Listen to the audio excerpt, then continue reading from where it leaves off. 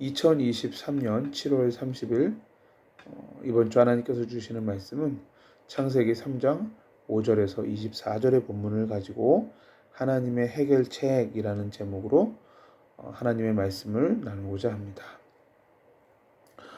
인간 세계에 있어서 가장 어려운 것 중에 하나가 뭐냐면 바로 인간관계입니다. 많은 사람들을 만나다 보면 오해를 할 때가 참 많습니다. 그리고 쉽게 정죄하고 판단하고 결론을 내릴 때가 참 많죠. 왜 이런 일들이 생기느냐? 나중에 알고 보면은 내가 알고 있었던, 내가 내렸던 결론이 틀린 결론일 때가 굉장히 많죠. 왜 이런 일이 생기냐면요. 인간은 내 눈에 보이는 그 현상 내지는 현실, 이러한 단편적인 사실밖에는 볼 수 없는 유한한 존재이기 때문에 그렇습니다. 단편만 보기 때문에 내가 그 단편적인 사실을 보고 그것을 근거로 해서 내리는 판단들은 불확실할 수밖에 없는 것이죠. 여러분, 인생을 살다 보면 이런 경우 있지 않습니까? 어떠한 사람이 어떤 특정한 상황에서 아주 민감한 반응을 보일 때가 있지 않습니까? 그건 왜 그러냐면요. 우리는 알 수 없지만 그 상대방의 성장 배경 가운데 우리랑 대화했던 바로 그 부분과 관련해서 무언가가 상처가 깔려 있는 것이죠. 그래서 그렇게 민감한 반응을 보이게 되는 것입니다. 그런데 우리는 인간과 대화하면서 또는 인간 관계를 맺으면서 모든 사람의 과거의 모습을 우리가 다 알고, 그래서 그 사람의 과거의 상처를 다 파악하고 그렇게 다 이해한 상태에서 사람들과 만나고 대화하고 교제할 수는 없지 않습니까? 그러다 보니까 이제 인간관계가 힘든 겁니다. 동일하게 행동했는데 어떤 사람에게는 그게 수용 가능한 이야기가 되고 또는 행동이 되고, 어떤 사람에게는 그것이 불편한 행동이 될 수도 있다는 것이죠. 우리는 단편적 사실밖에 볼 수 없는 유한한 존재입니다. 겉으로 드러나는 현상만을 보고 그 사람을 때때로는 정죄하기도 합니다. 저 사람은 잘못됐어 라고 이야기하기도 하죠. 그런데 그 사람이 그러한 행동을 하게 된 그 배경을 우리는 알 수 없기 때문에 결국 우리는 사건의 전말을 결단코 알 수가 없는 것이죠. 인간은 결코 진실을 알 수 없는 그러한 연약한 존재라는 것입니다. 그렇다면 모든 진실을 다 알고 계시는 분, 우리의 그 어떤 행동의 그 배후에 깔려 있는 그러한 행동을 하기까지의 그 숨겨진 동기 내지는 그 마음가짐까지도 온전히 속속들이 알고 계시는 분은 오직 여호와 하나님 한 분밖에 없으시다라는 것이죠. 창세기 3장 5절 오늘 본문에 보면요. 너희가 그것을 먹는 날에는 선악과죠. 너희 눈이 밝아져 하나님과 같이 되어 선악을 알 줄 하나님이 아심이니라. 이 말 아주 중요합니다. 하나님과 같이 되어 선악을 알게 된다. 이 말은 하나님은 원래부터 선악을 분별하실 수 있는 분이다라는 겁니다. 왜요? 하나님은 창조주시니까요. 하나님은 전지전능하신 하나님이시니까 이게 가능합니다.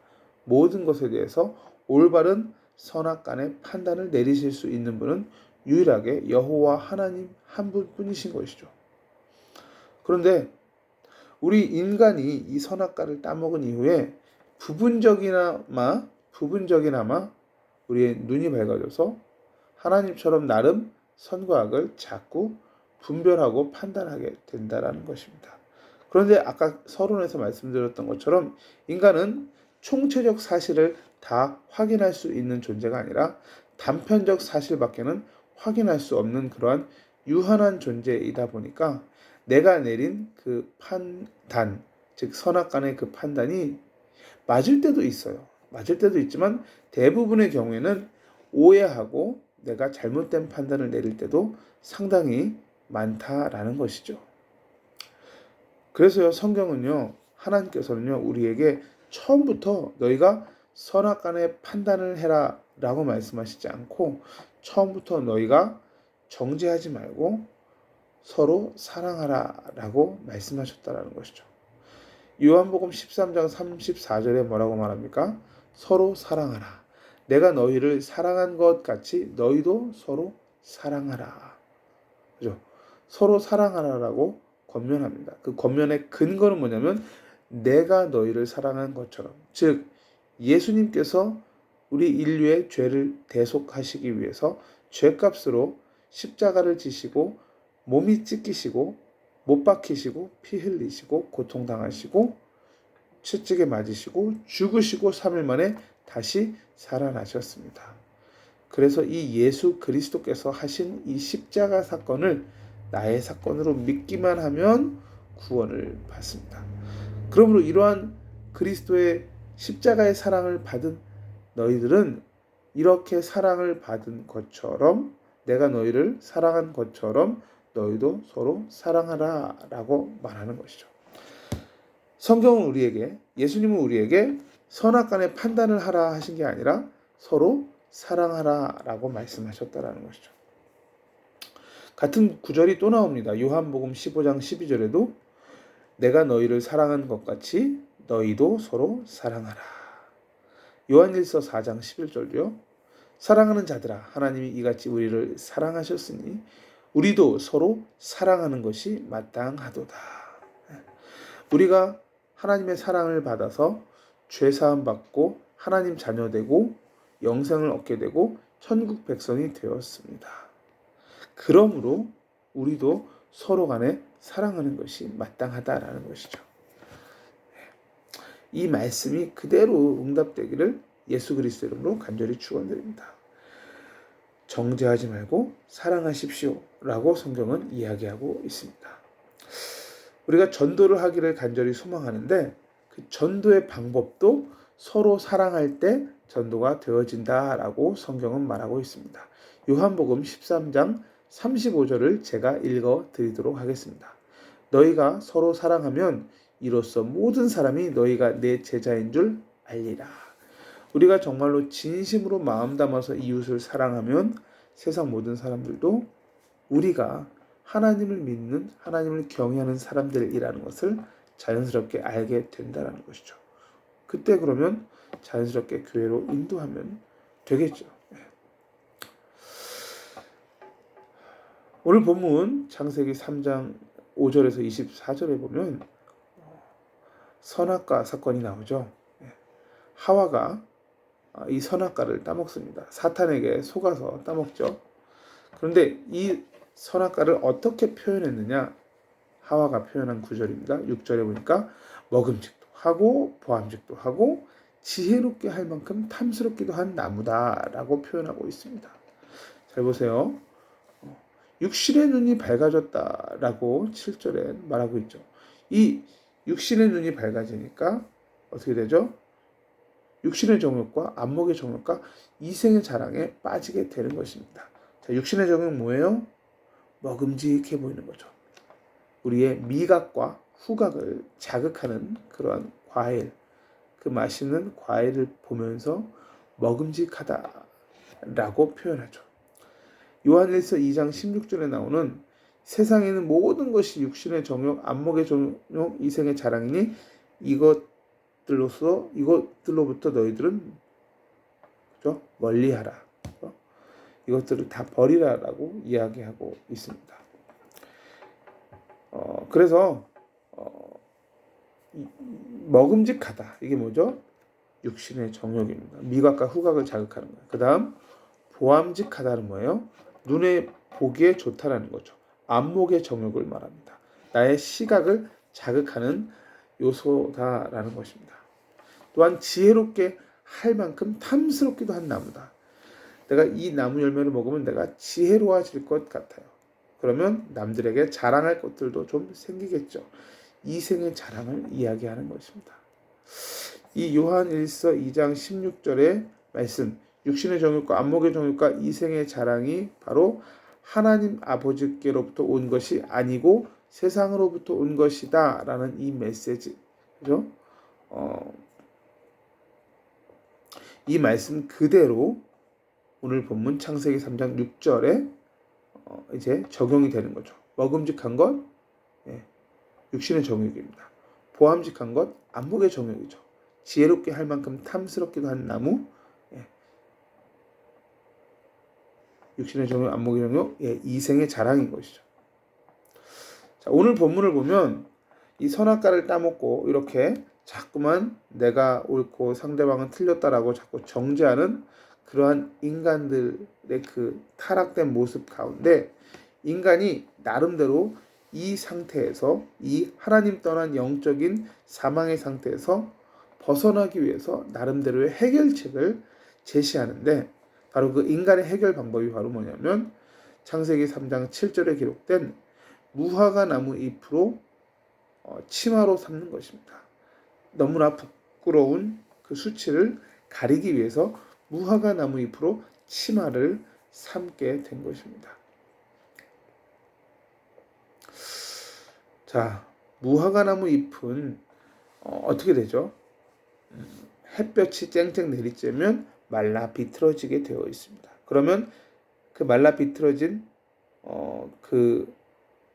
그것을 대체하여 또 다른 새로운 무화과나무 잎을 엮어서 또 치마를 만들겠죠. 자, 이렇게 무화과나무 잎을 엮어서 치마로 삼는 이 행위는 계속해서 반복될 수밖에 없습니다. 마치 뭐와 같느냐? 인간의 해결 방법은 끝이 나지 않는다라는 것입니다. 즉 하나님께서 우리에게 직접 찾아오셔서 인간의 문제를 해결해야만 인간이 문제가 해결된다는 것입니다. 자, 무화과나무 잎을 계속 엮어야 되죠. 마치 뭐와 같습니까? 계속해서 진리를 탐구하지만 결코 진리를 찾을 수 없는 종교 활동과 비슷하지 않습니까? 그리고 철학죠. 그리고 자, 잎이 시들면 또다시 무화과나무 잎을 엮어서 치마를 만들어야 되는 것이죠. 선행을 하는데 또 하고 계속 하는 것입니다. 그러면 여기서 우리가 생각해 볼 게 뭐냐면 도대체 얼마나 많은 선행을 해야만 구원받을 수 있느냐, 그런 관점으로 보면은 천하인간의 구원을 받을 수 있는 사람이 아무도 없습니다. 오직 예수님을 믿는 사람에게만 구원의 은총이 임하게 된다라는 것입니다. 자, 인간이 얼마나 비참합니까? 12절, 13절에 보니까 인간이 정말 비열하게 책임 전가하고 자기 합리화를 합니다. 12절에 보니까요, 아담이 하와에게 책임 전가를 하고요. 또 13절에 보면 하와가 뱀, 즉 사탄에게 책임 전가를 또 한 번 하게 됩니다. 참 인간이란 존재는 이렇게 책임 전가를 계속하고 어떤 내가 잘못한 어떠한 문제가 있어도 끊임없이 자기 합리화를 하면서 내가 그럴 수밖에 없었어 라는 것을 자꾸 상대방에게 어필하려고 하죠. 그렇지만 속지 마시기 바랍니다. 인간의 이 비열한 책임 전가와 자기 합리화는 우리 인간의 영적 상태를 나타내 주는 거예요. 나에게 이러한 비열한 책임 전가하는 모습이 보여진다면, 그리고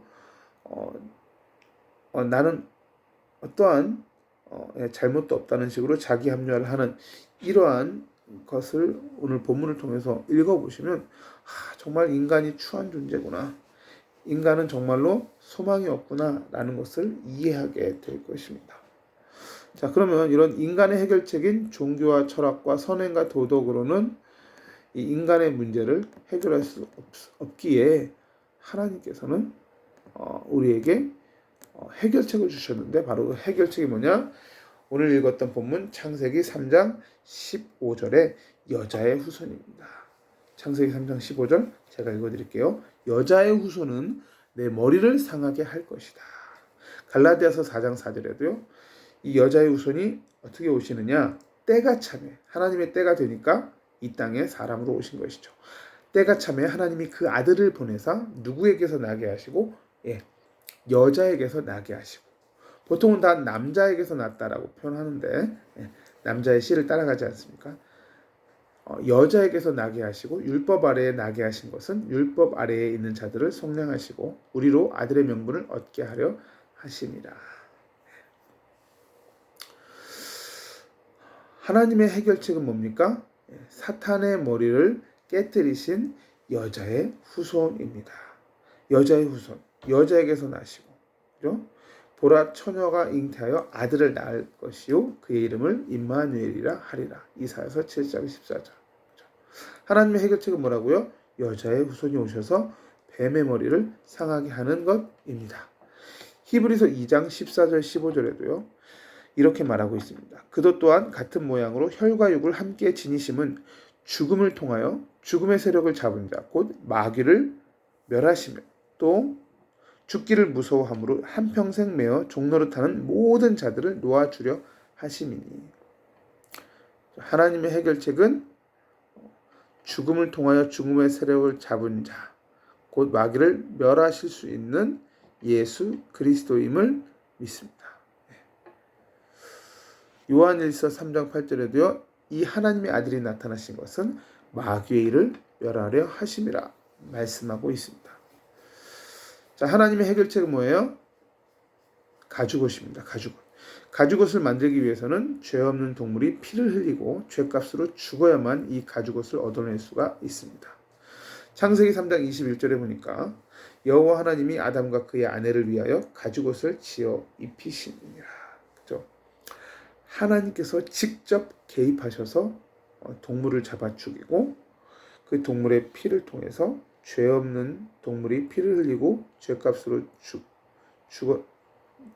죽었던 것처럼 우리 구주 예수님께서 십자가에서 우리의 죄값을 대신하여 죽으실 것이라는 거죠. 그래서 이것을 예표하는 것이죠. 그래서 오늘 본문 창세기 3장 21절에 보면 여호와 하나님이 아담과 그의 아내를 위하여 가죽옷을 지어 입히시니라. 가죽을 만들기 위해서는 죄 없는 동물을 죽여야 합니다. 그래서 그 피를 흘려야 되는 것이죠. 예수님이 바로 우리의 죄값을 대신해서 십자가 지신 희생 제물의 제물이 되십니다. 십자가에서 자신의 몸을 하나님께 드리신 것이죠. 요한복음 1장 29절에 보면요 이렇게 말하고 있습니다. 이튿날 요한이 예수께서 자기에게 나아오심을 보고 이르되 보라 세상 죄를 지고 가는 하나님의 어린 양이로다. 하나님의 어린 양 누구죠? 예수 그리스도이십니다. 이 본문에서 나오는 여자의 후손과 가죽옷 이것은 다 누구를 예표하는 것이죠? 예수 그리스도를 예표하는 것입니다. 자, 요한일서 2장 2절을 제가 읽어드릴게요. 그는 우리 죄를 위한 화목 제물이니 우리만 위할 뿐 아니요 온 세상의 죄를 위하심이라. 예수 그리스도는 온 세상의 죄를 위한 화목 제물이신 거죠. 베드로전서 2장 24절도 친히 나무에 달려 그 몸으로 우리 죄를 담당하셨으니 이는 우리로 죄에 대하여 죽고 의에 대하여 살게 하려 하심이라. 그가 채찍에 맞음으로 너희는 나음을 얻었나니. 그렇죠? 나무에 달려서 죽으셨습니다. 그리고 부활하셨죠. 이것이 하나님의 해결책입니다. 사탄의 머리를 깨뜨리실 예수 그리스도 여자의 후손 그리고 우리의 죄값을 대신해서 피 흘려 죽으시고 다시 사실 구세주 여자의 후손으로 오신 예수 그리스도. 그렇죠? 이것이 바로 하나님의 해결책입니다. 자, 한 가지만 좀 더 살펴볼게요. 창세기 3장 24절에 보면 생명나무로 가는 길을 지킨다라고 표현하고 있죠. 왜냐하면 이 아담과 하와가 생명나무 열매도 따먹고 영생할까 그렇게 한다라고 하였습니다. 근데 이 생명나무로 가는 길이 차단된 이 저주가 예수님 안에서 풀린다라는 것이죠. 요한복음 14장 6절에 이렇게 말하죠. 예수께서 이르시되 내가 곧 길이요 진리요 생명이니 나로 말미암지 않고는 아버지께로 올 자가 없느니라. 예수님이 직접 말씀하셨습니다. 예수가 바로 영생 얻는 길이다. 천국 가는 길이다. 하나님 만나는 길이다. 죄사함 받는 길이다. 사탄의 권세를 깨뜨릴 수 있는 유일한 길이다. 영생 얻는 길 예수 그리스도이십니다. 요한복음 3장 16절 하나님이 세상을 이처럼 사랑하사 독생자를 주셨으니 이는 그를 믿는 자마다 멸망하지 않고 영생을 얻게 하려 하심이라. 그렇죠? 예수 그리스도 안에서 우리는 영원한 생명을 얻을 수 있게 됩니다. 오늘 말씀을 정리해 보겠습니다. 하나님은 우리에게 무엇을 원하시죠? 우리는 다 선악과를 먹은 존재들이기 때문에 자꾸 이웃에 대해서 비난하고 판단하고 정죄합니다. 그렇지만 하나님은 무엇을 원하세요? 우리가 서로 비난하고 판단하고 정죄하는 그러한 공동체가 아니라 서로 사랑하는 공동체 만드시기를 하나님은 간절히 원하고 계십니다. 또한 하나님의 해결책 오늘 무엇에 대해서 이야기하고 있죠? 선행으로 죄사함 받을 수 없습니다. 종교생활로 죄사함 받을 수 없습니다. 예수의 생명으로만 우리는 정말 구원 얻을 수가 있습니다. 그리고 예수의 생명을 통해서 우리는 영생을 얻게 되죠. 이것이 바로 하나님의 해결책입니다. 하나님 안에서 우리가 정죄가 아닌 서로 사랑하고 선행 종교생활이 아닌 예수 생명을 붙들고 살아가고 이렇게 예수님을 바라보고 살아가면 그 인생이 가장 행복한 인생이 될 줄 믿습니다. 오늘 말씀 그대로 우리 삶에 응답되기를 살아계신 주 예수 그리스도 이름으로 축원합니다. 기도하겠습니다.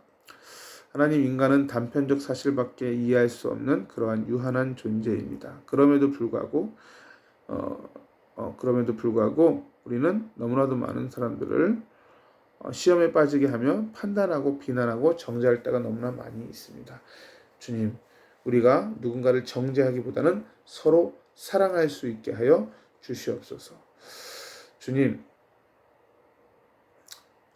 오직 예수만 붙들게 하여 주시옵소서. 여자의 후손으로 오신 예수 그리스도, 그 예수 그리스도만을 온전히 붙들고 승리하게 하여 주시옵소서.